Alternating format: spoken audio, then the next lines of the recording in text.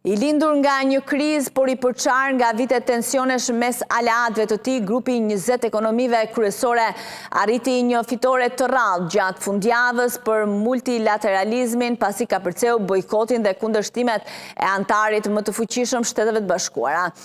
Afrika e Jugut, presidenti i radhës e G20-s për këtë vit mblodhi në një deklaratë të përbashkët të gjitha vendet përveç dy prej tyre, Shtetet e Bashkuara dhe Argjentinën, duke shpërfillur paralajmërimet e Washingtonit e duke shuar dyshimit për një të ardhme të G20-s të paktën për tani. Shumë dyshonin se nuk do të arrijej një deklaratë e aq më pak të trajtonte çështje si ndihma për vendet e varfra për të përballur me ndryshimet klimatike dhe borxhin e jashtëm.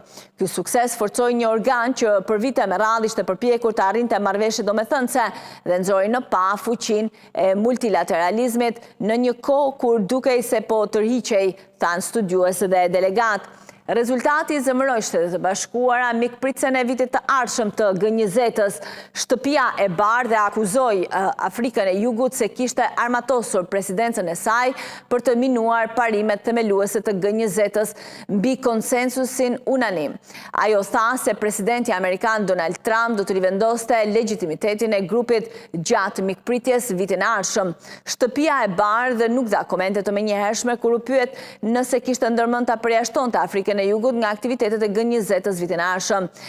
Paragrafi i fundit i deklaratës u formulua me kujdes që të angazhojë për takimet të ardhshme të G20-s në Britani dhe Korenë e Jugut, por vetëm për të punuar së bashku nën presidencën amerikane, tha një delegat afrikan.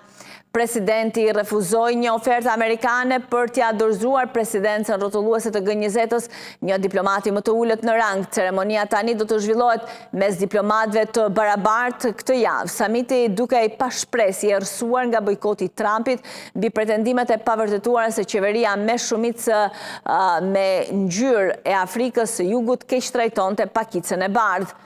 Një delegat afrikan i pranishëm në samit që refuzoi të emërtohej publikisht tha se miratimi i draftit të së premtes shkaktoi një valë të dukshme lehtësimi mes delegacioneve. Lajmet për vdekjen e G20-s janë shumë të egzageruara, tha Lipski, drejtuesi i ekonomisë ndërkombëtare në Atlantic Council dhe ish ndihmës i presidentit Barack Obama.